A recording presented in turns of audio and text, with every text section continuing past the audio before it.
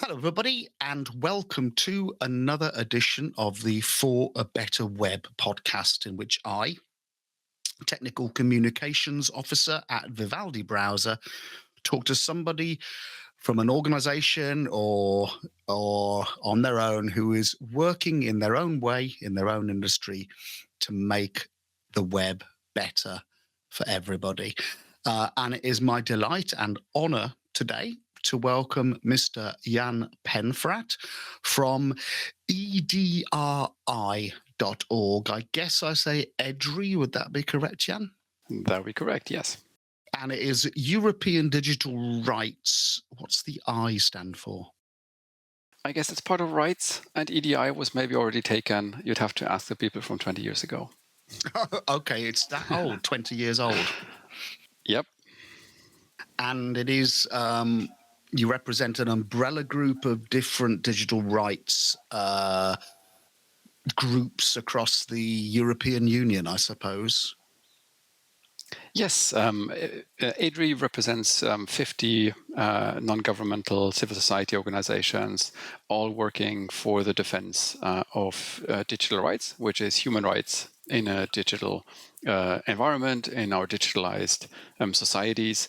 Our office is based in Brussels, and we represent these organizations mostly towards the institutions of the European Union to positively influence policymaking and lawmaking on the European level. Given that it's 50 different civil society groups and I've experience of campaigning for various things in previous lives, how difficult it is to represent or express the interests of 50 diverse groups. I imagine that whereas there's a lot of overlap, there also must be little bits of disagreement here and there. Yeah, it does happen, of course, that opinions vary, but I think that's a strength because it allows us to look at problems from a lot of different angles, and it helps us to not overlook aspects that might otherwise be overlooked. So I think the diversity is actually a strong point. And it also, I think, in reality, many organizations focus on very specific issues. Not everybody can cover the whole range of digital rights issues that are on the table. That would just be too much. And even here in the Brussels office, we sometimes struggle to cover everything that we should be working on, that we would like to be working on. But we try as best we can with the resources that we have at our disposal to make sure that new European legislation and partly also member states legislation takes digital rights into consideration, respects human rights to the extent that is necessary. Excellent. And how refreshing it is in 2025 to hear somebody say that diversity is a strength. We feel that very much in Vivaldi, but we seem to hear those words said too infrequently these days. Absolutely. Yeah. Out of interest, how many you say you struggle as EDRi in Brussels to cover everything?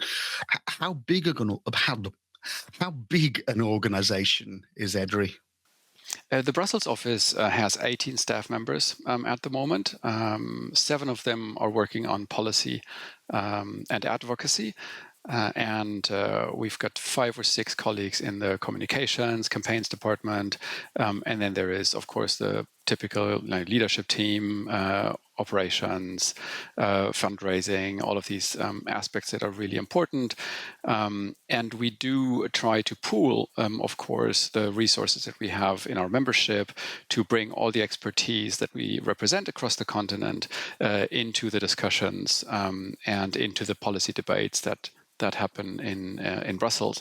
And so I think we have quite a good standing in the debate. Some people would say probably punching above our weight, but there's always room to grow, and I think necessity to grow, especially if we compare the resources that we have with the number of, let's say, big tech lobbyists that exist in this city. So to give you a sense of scale, So, of course, every single one of the big tech corporations has a large lobbying office on their own here in Brussels. The Microsoft office is across 3 stories, like 3 levels, and I think they have a dozen lobbyists just for the lobbying part themselves. And then that's at least true for each of the big tech companies, Apple and Amazon and Meta and X and so on and so forth. X, I guess, might be less well represented by now, but I don't have the latest numbers. And then on top of that, obviously, each of these companies is member of half a dozen industry associations, funds or co-funds, think tanks, and research institutes, and all kinds of things that gives them a voice on top, sometimes quite intransparent, and that obviously gives them quite some weight in the debate as well. I would imagine that the combined might of Microsoft, Google, Apple, Amazon, X, ByteDance, etc., has a budget that perhaps even exceeds that of EDRi. Oh, by far. Oh, absolutely. Every single company of those by far exceeds our budget. I mean, our budget is very transparent. We're about the range of 2 million and a bit at the moment of annual budget for the Brussels office, and so every single one of these companies has many more millions at their disposal. And then obviously, if you combine that, you end up with really big numbers. Nobody knows exactly how much lobbying money big tech spends, because even though there is a formal, what is called the transparency register, in which each lobbyist has to register towards the EU institutions. The information there is rarely verified, so it's just self-reporting in a way. And then some of the spending that is happening is also concealed.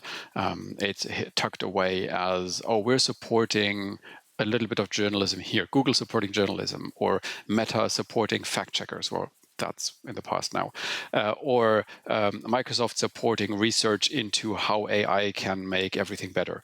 And these kind of things aren't technically lobbying budget, but in practice, they do influence the public debate.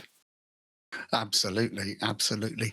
So I'm very interested that you don't seem to draw a distinction between digital rights and human rights. When my kids were little, I used to say, oh, that's just the internet. That's not real life. But I find increasingly now that real life and digital life is pretty much interchangeable. Is that what you think? Is that how you regard it? Yes, absolutely. I mean, there is ample evidence of digital harms, so online harms, let's say, things that are happening online spilling over into the offline world, be it in form of kind of verbal violence becoming real world violence, up to things like genocide, but also just the continuous and increasing digitization of every aspect of our lives that previously were thought to be offline lives. We're, as a digital rights organization, we have to deal with things like health policy now. We have to deal with things like the automotive industry. We need to deal with financial services.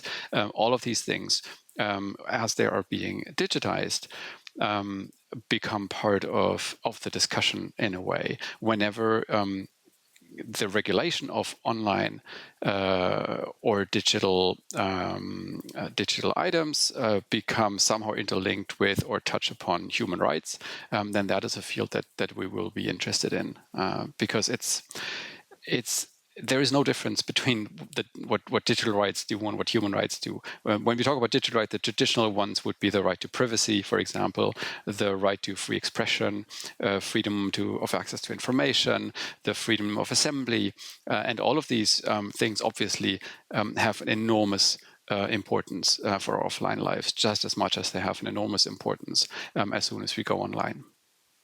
Well, I mean, arguably, excuse me, privacy rights online are sometimes even more important, because so much activism, so many people work together online where they couldn't meet together in the real world because they might be geographically dispersed, or they might not live in societies that are uh, particularly anxious to see large amounts of people getting together. And I know that you, EDRi, and you as Jan Penfrat are concerned about people's right to chat without government surveillance at the moment. Could you talk us through what the issues are and what EDRi's attempting to do, please? So EDRi has a long history of working for the protection of private communications. The privacy of communications basically is for us one of the cornerstones that is basically an enabler right for other human rights. So if you think of the right of freedom of assembly, for example, if you can't have private conversations about your future plans to assemble, then the right of assembly might not even be as worthwhile for you, because you can't even discuss future assemblies at all before having an intervention by the police, for example. So the privacy of communications is something that people require to organize among themselves in order to make use of some of the other human rights, which is why we've been working on this for so long. Now, when an infringement of your communications privacy was in the past required like catching your letters and then opening your letters, reading your letters, putting them back into the envelope and sending them further without you noticing, then that was really cumbersome, and you couldn't really do that at scale, with maybe the historical exceptions of the German Democratic Republic and the Stasi, who tried to scale this kind of stuff. But today, doing this is incredibly cheap. And because it's gotten so cheap and it's so ubiquitous, it's also become one of the biggest threats to digital rights that we're seeing in the current debate. And what worries us a lot is that in the past years, it has gotten more and more commonplace for some of the political leaders to put into question that fundamental right to the privacy of our communications, in particular online, without hesitating, and that becomes kind of more and more normalized in the debate, and we're very, very concerned about that and trying to push back here in Brussels as much as we can against this. And so one example is the discussion around the surveillance of communications for the search of child sexual abuse material. So the argument goes in Brussels from some politicians that we should scan everybody's communications with an AI in order to detect potential wrongdoing. And so as soon as someone would send anything illegal, you could immediately be caught by police. So it's basically putting everybody, all of us, under constant surveillance and suspicion, just in case someone might be doing something wrong in the future. And that is something that obviously undermines a whole range of different human rights, with a very questionable positive impact, if at all, on the protection of people against harms that might happen over online communications. And that is something that we spend a lot of effort fighting back against. And I dare say with some success in the past year or two, but it's definitely not a fight that is won yet. I was, by coincidence, I had a meeting with my member of parliament here in the UK on Friday to do similar to what EDRi's open letter to von der Leyen was, asking them to make sure that they actually implement the Digital Markets Act. I was asking my MP, who's now a minister in our new government, to make sure that the UK Competition and Markets Authority, lived up to its promise to regulate big tech. And whereas she was very receptive to that argument, she works as a minister for safeguarding in the UK Home Office, which I guess is like the Minister for the Interior or for many countries. And she was making exactly this argument that, we might need AIs to protect against. It's always child abuse is the example that's used, but nobody wants to be the person who stands up and says, you shouldn't infringe people's basic liberties to prevent this crime because this crime is so abhorrent. But I've seen no evidence that actually it would even prevent those crimes, because it seems to me, and I'm no expert, that the vast majority of these things are done in the home by people who are known, etc. But good luck with that fight. I think the probably the fight between liberty and security is not one that's ever going to go away, or the tension between the two seems to be several hundred years old already and will continue after we've gone. What other things is EDRi fighting in the EU for, or what other are your current battles? So there's a number of battles that we're still fighting. There's a battle around AI, of course, and the spread of generative AI and the harms that can do.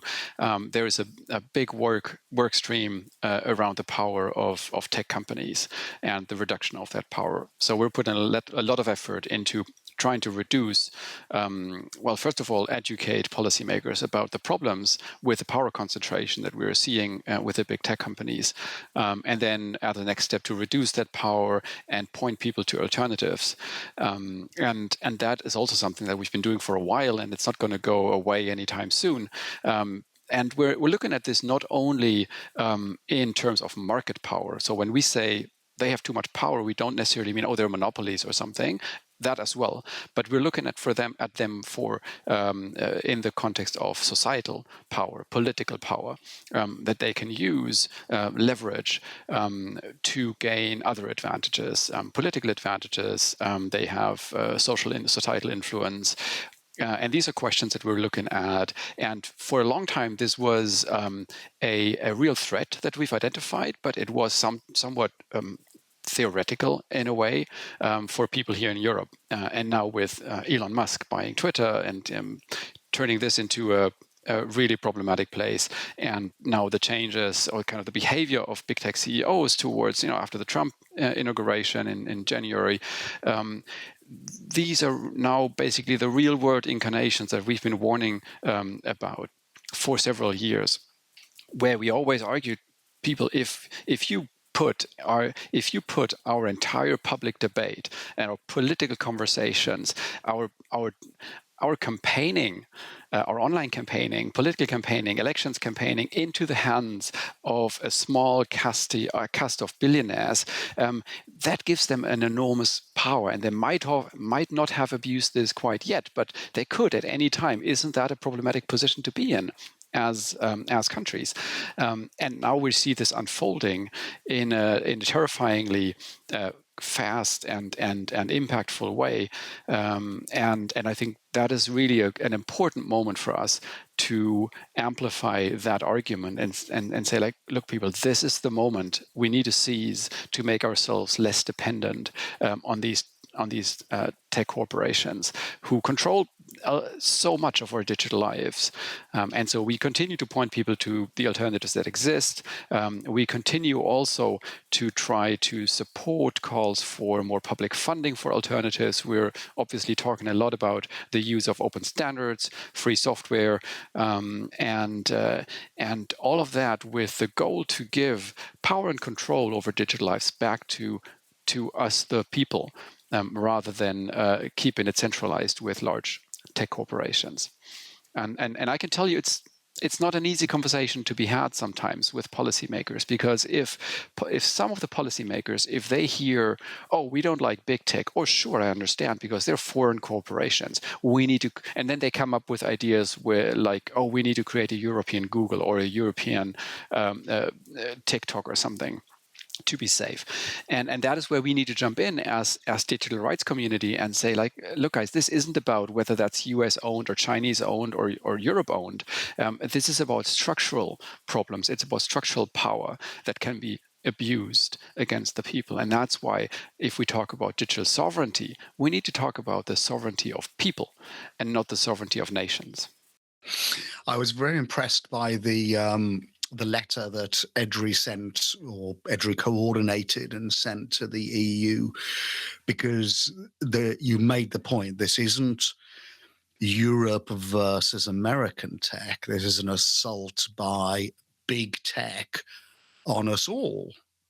And just as much the citizenship of the USA as the citizens of the EU, I think. But whereas it's excuse me, it's relatively easy to quantify economic monopolist behavior. So, for example, this morning I've been reading a consultation from the UK Competition and Markets Authority saying, Apple owns 80% of the market and it seems to have 100% profit margin on X or Y, which is indicative of a structural failure of competition. Is it possible to quantify societal an over-influence in society, in a way that you can demonstrate?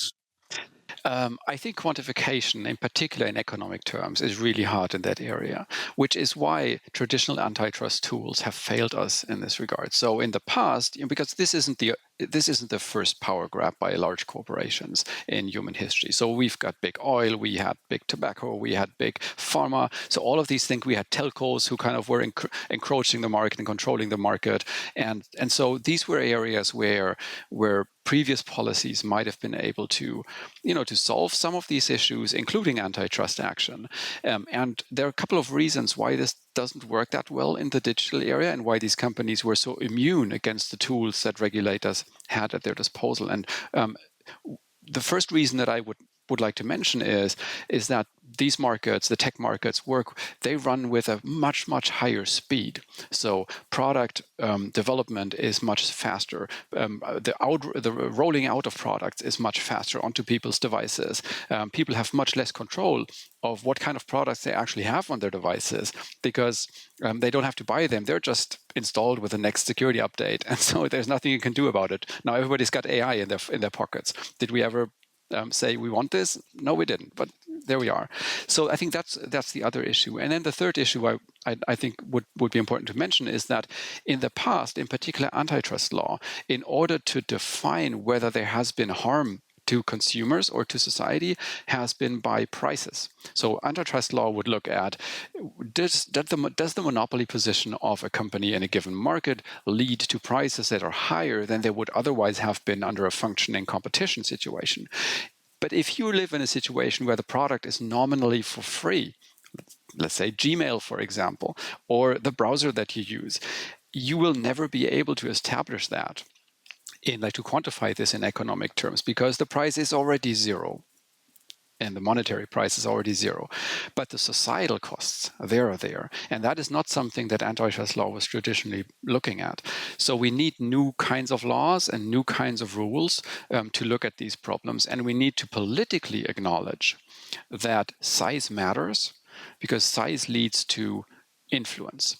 First, size in terms of user numbers leads to influence because you can now control users' behavior. Once you've got 3 billion people on your platform, you can control their behavior. You can feed them certain information and withhold other information. And that gives you political power, gives you opinion-making power, incredibly dangerous. But then there is also obviously the power that comes through money. So the bigger your company is, the bigger your margins, the more cash you can accumulate. And that's what we're seeing with big tech lobbying in Brussels, and I'm sure in Washington it's the same thing, and in London and other places, is that if you have virtually unlimited resources for your lobbying spending, there is very little you cannot do. And we have seen this in the past years where we've been fighting, for example, for limits on surveillance advertising. So we wanted to have European regulation that puts limits on what surveillance advertising can do, what kind of data can be collected and used to target ads. And the backlash from big tech lobbying was so massive, and they were in a position to easily outspend us. They put advertising, literally, into all major newspapers across the continent. Full-page advertising on major newspapers is very expensive. The whole Brussels airport, metro stations, the main train stations, all the advertising spaces there were covered in big tech lobbying messages, basically, because they know that in Brussels, politicians come and leave by airplane and by train. So they would see these spaces. So they spend, in our estimates, tens of millions of euros within a few weeks on having this advertising campaign, and that is obviously nothing civil society could ever achieve in terms of impact. And so size matters, the cash availability matters, and user numbers matter. So I think that gives a good picture for why traditional antitrust tools weren't able to limit these companies' power and why we need new tools to do that. And of course, a recurring theme of mine, it seems to be, is again, this is not a new problem. There's a reason why 100+ years ago, if there was an uprising, they seized the post office where the telegraph was. There's a reason why the Russians would always seize the TV station if they were rolling into Czechoslovakia or something like that.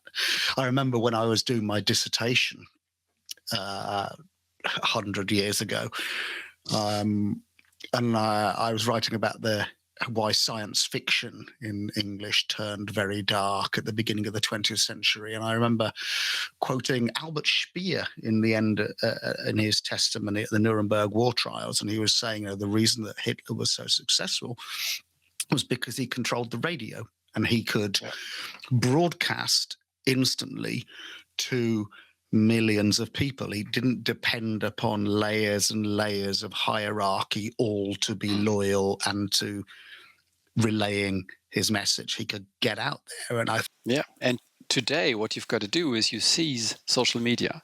And once you control the algorithm that decides what people see in their news feeds, and people can't control that by themselves, then you have an incredible amount of power over where their thinking goes, where the public debate goes. And to be honest, I mean, I don't want to over-dramatize, but what we see with X and now with Meta as well, that's one of the first things that we see happening. So we first see, okay, if you're on X, basically you see Elon Musk content and his friends' content all the time, whether you follow them or not. There were rumors that happened after Trump's election, that people were kind of set on auto-follow the new president and the vice president, even though they had never chosen to follow these people. All of this is very hard to prove because there is no insight into the algorithms. We can't see this in real time. How this is happening, and that makes it so dangerous. Now, some of the laws that were passed in the European Union were designed to increase the transparency and have some more control over these things, namely the Digital Services Act (DSA) and the Digital Markets Act (DMA). But it's unclear as of now, because these are relatively new laws, how much impact they will eventually have. We hope that they will have a good impact. We were quite happy with what the DSA in particular delivers, and the DMA as well, in terms of structural market power. But it's too early to tell whether that is actually will yield the results that we hope it will, and whether the European Commission, which is the main enforcement authority under these laws, will be in a position to actually enforce these laws properly. Will they have enough staff to go into companies and investigate and interview employees and so on, and seize documents? In theory, they have that power now, but do they have the skills? Do they have the teams that can actually do this quick enough? It's an open question. We very much hope so. So your worry about the enforcement of the Digital Services Act and the Digital Markets Act isn't that the political will is waning or wilting, but you're worried that simply these are not resourced or staffed enough. Because full disclosure to our listeners, I worry because, as well as technical communications officer of Vivaldi, I'm also all of its lobbyists. I worry particularly in the United Kingdom where I live, which of course sadly is not part of Europe, that the political will to actually enable these organizations to enforce might be disappearing. We've seen in the UK that the chair of the Competition and Markets Authority was forced out, invited to leave, whatever, and replaced by somebody who was running Amazon UK and Amazon China, which seems to me indicative that the political masters may be less, their enthusiasm to fight big tech is waning. Is that your take? But your take in the EU is that the political will is still there. It's just a resourcing problem, or At the moment, that's our impression. I fully agree with you that what happened in the UK with the Competition and Markets Authority is wild. Like how can anybody think in the UK government that that might be a good idea to put the fox in charge of the henhouse, really, in this case? And I think it would be a tremendous mistake to repeat things like that on the European level. In the past, we've had the impression that the European Commission wanted to make these laws a success. At the time, it was the European Commissioner Thierry Breton from France who was still in charge, and he was always a person of big words and big gestures and big actions. And now he's gone, and he's been replaced with a new colleague, Henna Virkkunen, and she is now responsible for enforcing those laws. We have been previously arguing, when those laws were debated, arguing that the enforcement should be under the responsibility of an independent enforcement agency in order to not require political will to make those laws work, to make it independent from political bargaining. That didn't happen. Interestingly, the main argument at the time to not give enforcement powers to an independent agency was, if we have to set up an independent agency first, it will take too much time and cost too much. So let's just put this into the European Commission's hands. And so we were very worried about that from the start. And now it looks like this has been set up quite nicely, but I agree that it requires continued political support from commissioner level, so from the highest political level, in order for the staff to do their work properly. So we look at the officials working for the Commission. They're all hardworking people, very well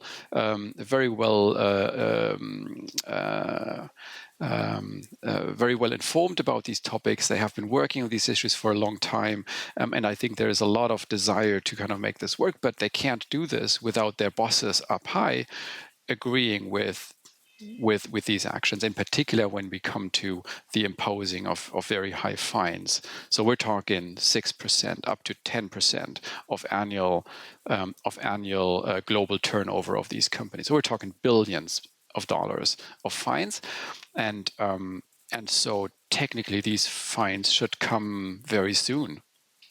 And we're all crossing our fingers that actually happens, and that there isn't some political bargaining going on in the background. Now, I don't know what I would do if I was commissioner and then a President Donald Trump comes around the corner and says, if you fine my precious ex Elon Musk buddy, we will leave NATO or something like that.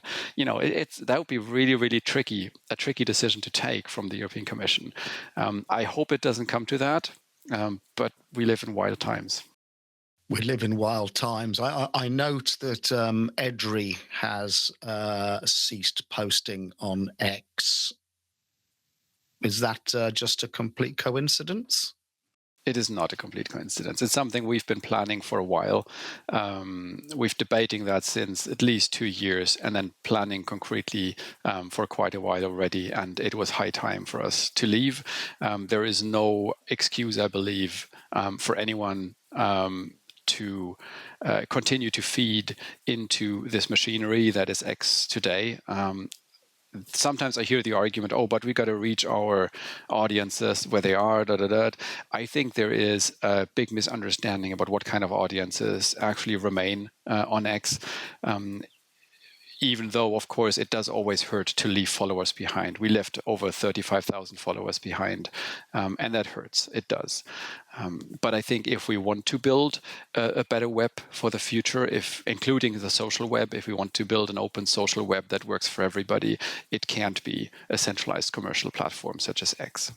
I completely agree. In just after Christmas, I finally left X, and again I left 30-odd thousand followers. But it was when Mr. Musk personally accused my MP, of whom I've spoken earlier, accused her of being a rape genocide apologist, for which she's getting death threats. And given that before she was a member of parliament, she worked for a charity that helps women escape domestic violence, it was a very bad thing. And I just thought, I can't personally support this man anymore for exactly what you said. And I should mention, by the way, talking about my MP, because she was worried about the government not being allowed to scan messages about child abuse, etc.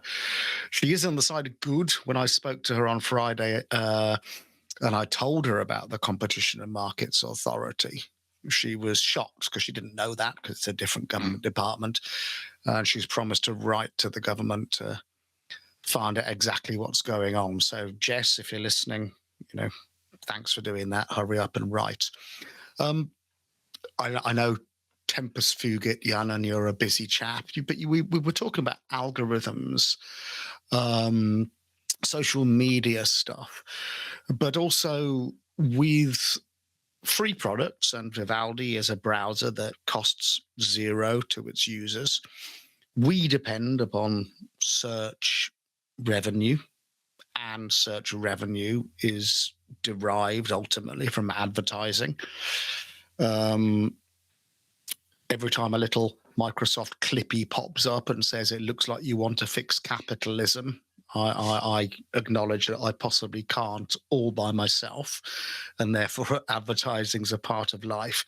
And I noticed that one of the members of EDRi, the Chaos Computer Club, whom I believe are German, and you personally, one of your interests in EDRi is surveillance advertising and surveillance capitalism. What's your take? And by all means, it can be Jan's take rather than EDRi's take. Can we wind back from this kind of utterly profiling everybody to the nth degree, to micro-target them? Should we? Could we? What's your take? Yeah, I think we should and we could. I think that's the technology is there, right? It's not witchcraft. If at all, surveillance advertising is witchcraft, where stuff is happening in the background that people can't understand and can't see. If you go into the streets and ask people, do you know what real-time bidding is? I bet that most people won't be able to explain or have never even heard of it, and yet it happens every single time they open a website or open an app that they've installed, or most of them at least. And every time they suffer a massive privacy breach by their advertising profiles being shared with dozens, if not hundreds, of advertising partners who then bid on their attention, and the highest bidder gets access to your eyeballs. And so this is an incredibly intrusive system, and very, very well hidden from the user and their daily experiences. Now, is that required? Is advertising required to fund free services such as the Vivaldi browser? Yes, probably yes. But can advertising function without that intrusiveness? It absolutely can. And again, the technology is already there. Now, what we see is that the advertising industry, and Google and Meta at the forefront, but many others as well, try to tell everybody that you have two options. You've got either surveillance advertising as we know it today, as intrusive as it is, or you'll have to pay for all your services and all the free good stuff will go away. And I think that's just a lie. It's a lie. What really is possible is that you fund services through advertising without targeting it based on all these immense, intrusive types of personal data. You can still target it, of course, just as any newspaper advertising is targeted by the advertiser picking which newspaper they want to advertise with. So I say, if I want to reach an audience that loves cars, I'm going to pick a car magazine to put my ad in. If I want to have like a more left-leaning audience, I'm going to pick The Guardian to advertise in. So that's already targeting. And then the newspapers themselves can, of course, target based on which page they put the ad on, in order to make sure that it reaches the readers that are most interested potentially in that advertising. For none of this is any bit of personal data required. So there's a whole targeting ecosystem out there that lives with zero personal data.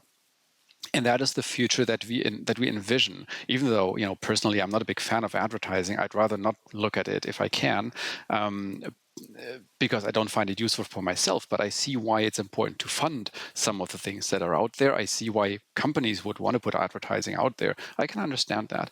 And the question is, can we help them? Can we make them do their advertising in a privacy-preserving manner? And I think with a good regulation, they can. It's a pity that regulation is necessary. I'd rather have the industry do that by themselves. They have, unfortunately, in the past decades or two, been very, very unwilling to go in any step in that direction. And so I think regulation it is. I agree personally.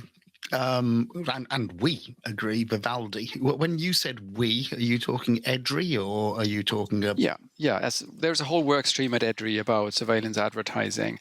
We've been trying to put stricter regulation into the Digital Services Act. We obviously have been strong supporters of the European Data Protection Law, the GDPR, which, with all its flaws, is one of the best things that has happened in the past decade or two for digital rights. And I think there is more we can build on here. At the moment, what we're battling is the battle of cookie banners. So because GDPR and the e-privacy directive require advertisers to obtain consent before processing data for targeting ads, they put up these terrible cookie banners, which is a real pity, because in order to obtain there's a myriad ways to obtain consent in very user-friendly manners, but they have chosen the worst of all cases with the explicit aim of having as many people as possible click yes, I accept all cookies, even though they don't want to, just because it's the most frictionless way of going about your daily business. If you want to just access a website, clicking accept all is the easiest way to do that. And that's on purpose, right? They make it deliberately hard for you to exercise your right to privacy in order to get your data against your will. And that has to stop. And that's what we're working on since then, but still at the moment, because it's still not solved.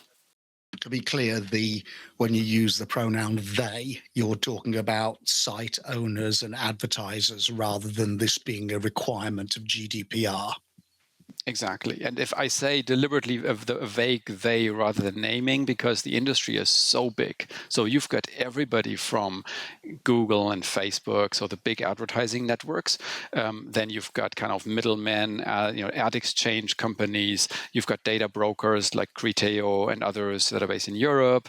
And then there are hundreds of them. And then there's those who funnel the data into the ad ecosystem, and that's mostly app developers who want to provide a free app, and then they build in data tracking into their app because that helps them to make money. And that data tracking then siphons up all of your personal data from your phones, for example, and sells this off to whoever pays most. And that is a huge ecosystem that makes billions and billions of euros every year, and that most people have never heard of, and that is a scandal in itself. So we need to put a stop to that and bring regulation that gives people actual control over their data, and that isn't through cookie banners.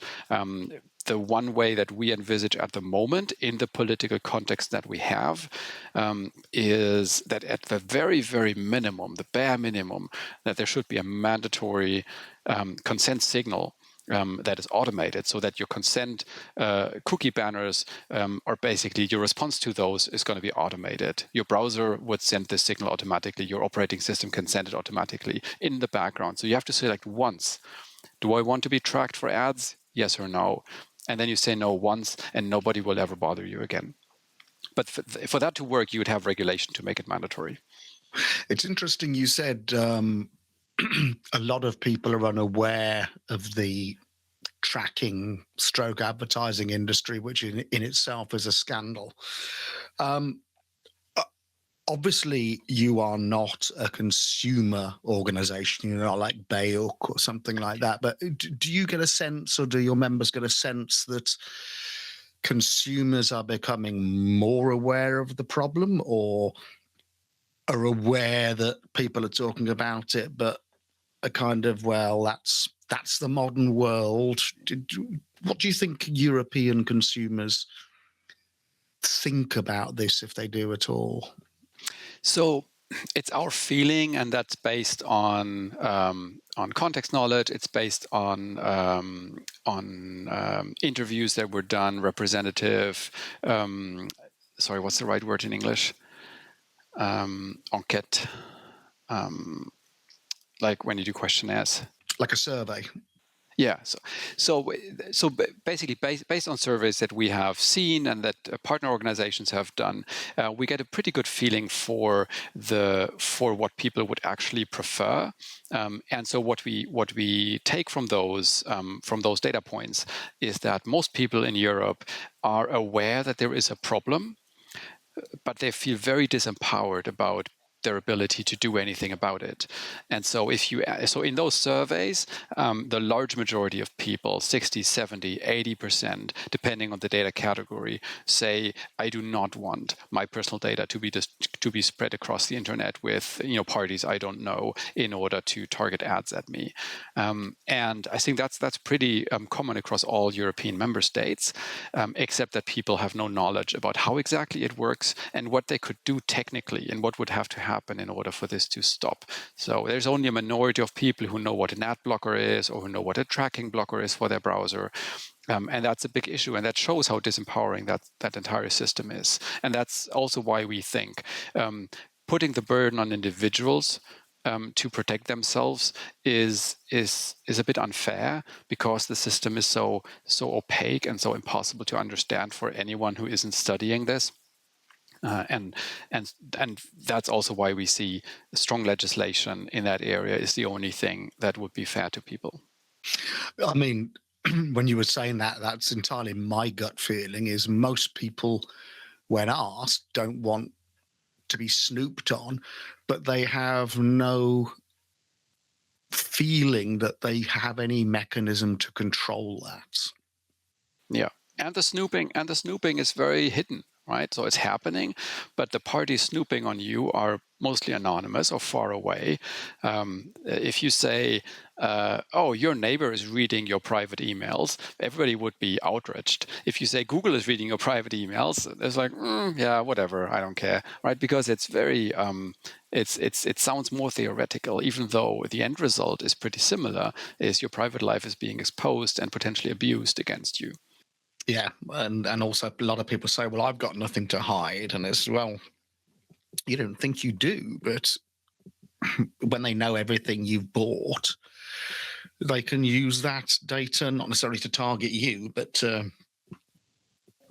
target somebody else, etc. Yeah, I challenge everybody who says I have nothing to hide to please hand me over their phone and all their passwords, and then see how they feel about me going through their digital lives. I'm pretty sure that would make them feel uncomfortable. That's a very good point. Jan, I've taken up a great deal of your time. Thank you so much. One final question. What's the favorite bicycle ride you've ever done? I've done a lot of bicycle riding in my past. It's kind of my second passion after digital rides, and I've journeyed from Brussels to China a couple of years ago, and I was astonished about just how much I loved cycling through Turkey, and Georgia as well. Countries I didn't have I hadn't visited before. And I was astonished by the hospitality of the people. Obviously, the politics is different, but just the hospitality of average people in every village I came through was a wonderful experience. It's extraordinary, isn't it? I've been in the tiniest, most impoverished villages in eastern Turkey, and people have like killed their only chicken for me, and you feel so bad, but to refuse would be terrible. Yeah, yeah. The one thing that I took away from that is the one thing I can do is try to give back the hospitality that I learned there. And whenever I can pick someone up from the street and host at my place, I will. What a delightful and optimistic way to end the podcast. Thank you, Jan. Thank you so much for having me. Thank you to EDRi. I'm already signed up to all the newsletters, etc. But listeners and viewers, I will put all the links in the show notes. I encourage you, if you are a European citizen, to sign up and engage, because even if you disagree with what they're doing, tell them. Otherwise, they don't know. Once again, Jan, thank you so much for your time. Thank you so much for all you're doing. Thank you to everybody who tuned in, and we'll see you again in a month for the next episode of For a Better Web.